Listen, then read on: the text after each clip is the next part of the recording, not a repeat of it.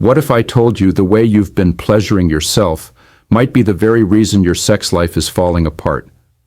Yes, even something as personal as masturbation, when done the wrong way, can silently damage your sensitivity, your ability to perform, and even your confidence in the bedroom. I'm Dr. James Ellison, professor of urology and men's health specialist for over 30 years. I've helped thousands of men, especially those in their 60s, 70s, and beyond, reclaim their vitality, restore their sexual performance, and enjoy fulfilling intimacy again. And I'm here to tell you something most doctors won't. The way you masturbate matters. Especially now, masturbation is supposed to be safe, right? Normal, healthy, natural.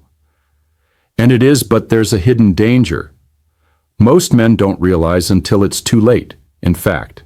I've seen perfectly healthy men develop erectile dysfunction, lose interest in their partner, or struggle to climax, all because of a few simple, repeated mistakes done in private.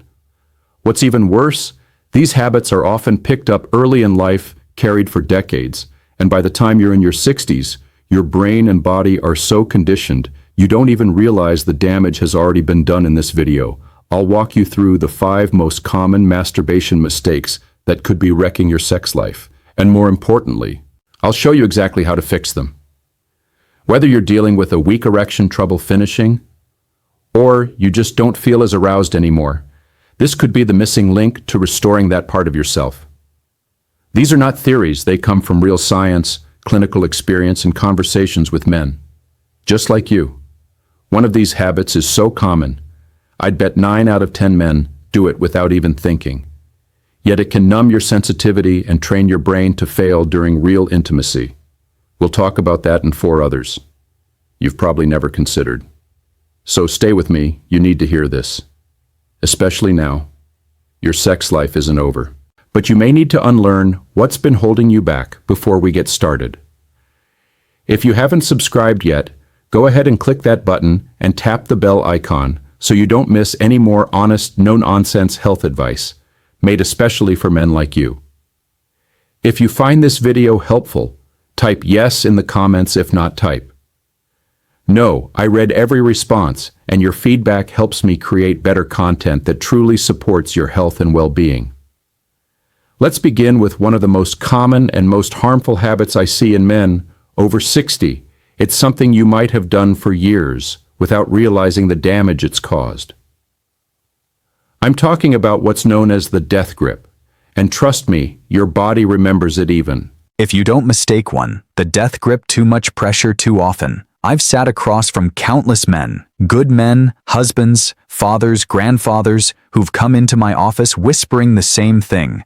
Doctor, something's changed. I can't feel as much anymore. I'm not responding the way I used to. And in so many of these cases, when we dig a little deeper, the truth comes out. They've been using an extremely tight grip when they masturbate for years, sometimes decades. This is what's known as the death grip. It's not a clinical term, but it's accurate. It refers to the habit of gripping the penis too tightly and moving too fast during self-pleasure. And at first it feels intense, even satisfying. But over time, that very technique starts to work against you. The constant pressure and friction condition your body to respond only to that specific exaggerated stimulation. Your brain rewires itself, expecting that same tight intensity just to achieve arousal or climax. The problem, that kind of grip has nothing in common with real-life intimacy, with a partner's hand, mouth, or body. What happens next is often heartbreaking. You're with someone you care about.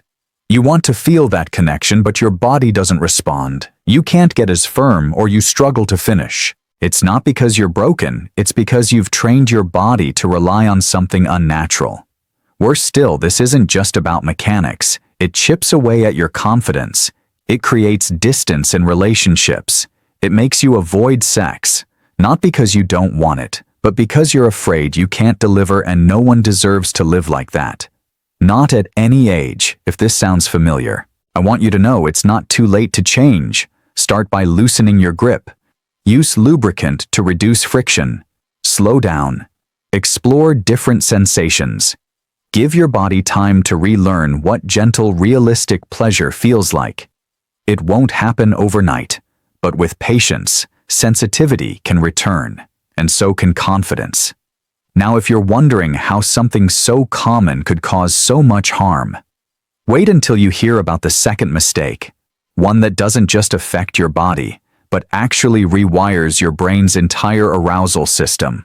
This next one is more dangerous than most people realize, and it starts with what you're watching and how often, if you're still watching and these insights are resonating with you. Type the number 1 in the comments to let me know you're still with me. I truly appreciate it now. Let's move on to the next important mistake you need to know about mistake 2. Watching the same porn over and over. This one is difficult to talk about for many men, but it's more common than most people think. Over the years, I've heard the same quiet confession from patients across the country. "Doctor, I can't get aroused with my wife the way I used to." Sometimes they blame age or assume they've just lost the spark. But when I ask about their solo habits, a deeper truth surfaces. They've been watching the same kind of pornography for years, often the same videos or same categories over and over again. It's a private ritual, familiar and fast, but it's also slowly changing the way their brain works. See, the brain is incredibly adaptable. It learns patterns, especially when they're connected to strong emotions like sexual pleasure.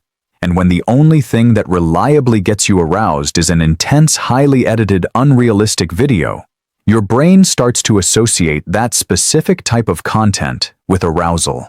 Not real touch, not your partner's voice, not shared emotion, just pixels and repetition over time. This leads to something we call desensitization.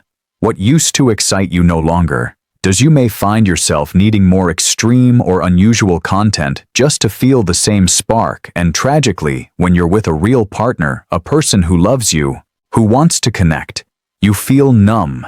Your body doesn't respond. Your mind wanders, and intimacy becomes more of a performance than a shared experience. This isn't just a preference, it's a neurological shift. And it's dangerous because it quietly steals away the joy and spontaneity of real-life intimacy. Many men suffer in silence, thinking something is wrong with them, when in truth their habits have simply reshaped their arousal pathway. You can reverse this, but it starts with awareness. Begin by changing what you expose yourself to. Take breaks from visual content.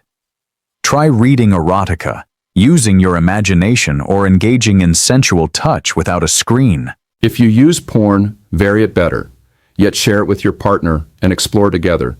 Variety reopens the door to natural arousal. Now, if you think overstimulation through media is damaging, wait until we talk about what happens when you rush through self-pleasure like it's a race. The third mistake is one most men develop early in life, and it follows them like a shadow, quietly sabotaging their stamina and satisfaction. Mistake 3, masturbating like it's a race, quick, quiet, and guilty. This one hits close to home for many men, myself included. Growing up, the message was clear. Sex was taboo, and masturbation was something you hid. You did it quickly, quietly. Maybe behind a locked door, afraid someone might walk in. And so, like most boys, you learned to rush. You trained your body to climax as fast as possible. No connection, no awareness, just relief and guilt. The problem is, many men never unlearned that they carried it into adulthood, and now, even in their 60s or 70s, they still treat self-pleasure like a sprint, not realizing how deeply it's affecting their sexual health. I've had older patients tell me they still finish in under a minute, not because they want to, but because that's just how it's always been.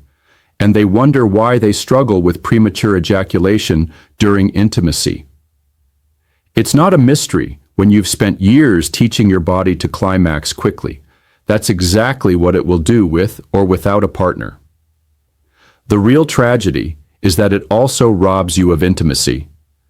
There's no space for connection, for curiosity, or for truly learning what your body needs, and worse, it reinforces shame. Deep down, many men still believe they're doing something wrong, even when they know intellectually that masturbation is healthy. That guilt lingers quietly, damaging their self-esteem and reinforcing a belief that pleasure must be hidden or rushed. But here's what: I want you to hear you deserve better. You deserve time. You deserve pleasure without panic. You deserve to touch your body without shame or fear. So slow down, set aside time, not just for climax, but for exploration. Breathe, relax. Use your hands in new ways.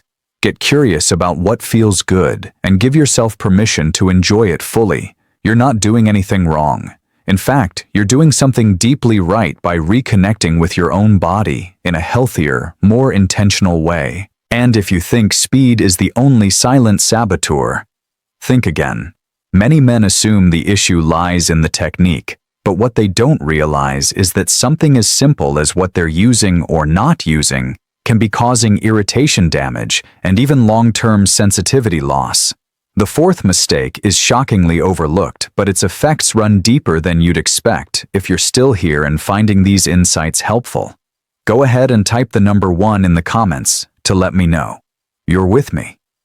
I appreciate you taking this journey seriously.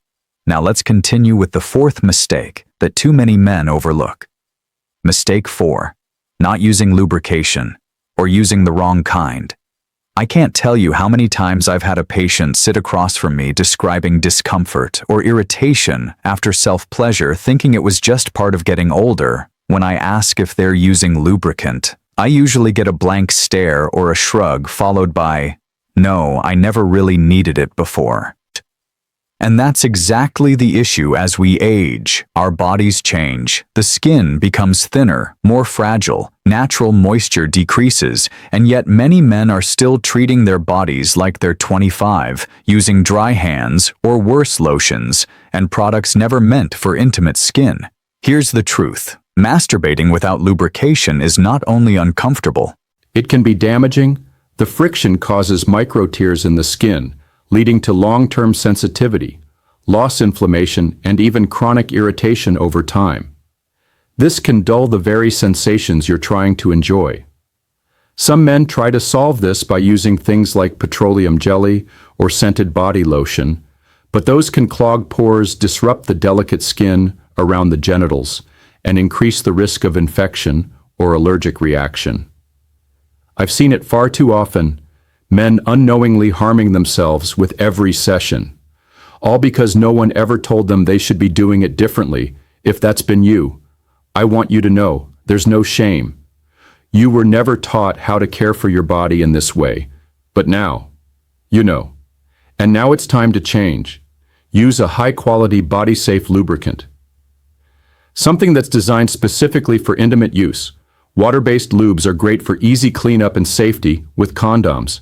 Silicone-based lubes last longer and are ideal if you struggle with dryness. If you prefer natural alternatives, coconut oil can work. Just avoid anything heavily perfumed or petroleum-based. Once you start using the right lubrication, you'll not only protect your skin, but also restore the smooth, gentle sensations that make intimacy enjoyable again. Neglecting this step may seem small, but over time, it takes a serious toll. It's like driving a car without oil. You might get away with it for a while, but eventually something breaks. But as important as lubrication is, there's one more mistake that cuts even deeper. One that doesn't just affect your body, but your heart, your self-worth, and the way you see yourself as a sexual being. This final mistake is invisible, but its impact can follow you into every intimate moment, and it all starts with how you feel after you finish mistake 5, carrying shame into the bedroom of all. The mistakes we've talked about, this one might be the hardest to admit and the most dangerous. Not because it damages the body directly, but because it quietly erodes your confidence, your connection, and your sense of self as a sexual man. I'm talking about shame, that lingering, unspoken guilt around masturbation that so many men carry silently, even into their later years. I've sat across from men in their 60s, 70s, even 80s. Good kind, intelligent men who still lower their voice when they mention they masturbate as if it's something to be embarrassed about. Some grew up in religious households. Others were raised in a time when sex was never talked about, let alone self-pleasure. And though they may now understand logically that there's nothing wrong with touching themselves emotionally, they still feel like they're doing something wrong, that emotional weight doesn't disappear on its own. Here's why this is so dangerous. Shame doesn't just stay in the background, it leaks into everything. It makes it harder to enjoy intimacy with your partner. It makes you second-guess your desire, your masculinity, your worth. You start to think maybe you're broken, or maybe you've aged out of pleasure altogether. You distance yourself emotionally and physically, even when deep down you still crave connection. But here's the truth. I want you to hold on to, there is nothing shameful about taking care of your body. There is nothing wrong with wanting to feel good, to explore pleasure, to be a sexual being at any age. Masturbation is not a sign of loneliness or dysfunction. It's a form of self-respect, self-knowledge, and healing. When you approach it without guilt, you start to repair more than just your sex life. You rebuild trust in yourself, you regain control, and you make space for deeper, more meaningful intimacy with your partner, or even just within yourself. If you've been carrying that shame, it's time to let it go. You didn't put it there, but you can choose to release it. And now that we've uncovered these 5 critical mistakes, you might be wondering, what next? What can you actually do, starting today, to restore sensitivity, rebuild confidence, and reignite that part of your life you thought was gone for good? Let me walk you through it, because there's real hope ahead. Conclusion: take back control of your intimacy, one choice at a time. If you've made it this far, I want to take a moment to speak to you directly. Not as a doctor, but as another man who understands how deeply personal this all is. What we've talked about today isn't just about physical technique or bad habits. It's about the quiet, often unspoken ways we lose connection with our bodies, with our partners, and sometimes even with ourselves. Maybe you saw yourself in the death grip, that overly tight, rushed way of seeking relief. Maybe you've been stuck watching the same kind of pornography, wondering why real-life touch no longer lights the same fire. Maybe you've always treated self-pleasure like a secret you had to hurry through a chore instead of a gift. Or maybe you've ignored the simple act of using lubrication, not realizing how much damage dry friction can cause. And then there's the shame. The one that sneaks in after it's all over, telling you you're too old, too broken, or that you shouldn't be doing this at all. The truth is, none of these mistakes make you weak. They make you human. They are patterns so many of us developed without even realizing it. But now that you do realize you have a choice, you can continue down the same path, feeling more distant from pleasure and intimacy with each passing year. Or you can stop. You can pause, you can begin to unlearn what no longer serves you and choose something different. You can start by loosening your grip, changing what arouses you, taking your time, caring for your body with intention, and most importantly, giving yourself permission to feel good without guilt. Every small adjustment is a step toward reclaiming the part of you that still wants connection, still craves touch, still believes in pleasure, not just as a memory, but as a living, breathing experience available to you. Now, you are not past your prime. You are not too far gone, and you are not alone. This journey isn't about fixing what's broken. It's about returning to what's been forgotten. That your body still matters, your pleasure still matters, and you just as you are still worthy of desire now. I invite you to take the first step, reflect, adjust, and most of all, stay curious, because the most powerful change doesn't come all at once. It begins quietly with the decision to stop ignoring what your body's been trying to tell you all along. If this message spoke to you or helped you see things in a new light, please take a moment to like this video, share it with someone who might need it, and leave a comment below. I truly read your story, your questions, your support. It all matters, and it helps me continue creating honest, meaningful content that supports your health, your confidence, and your connection. Thank you for being here.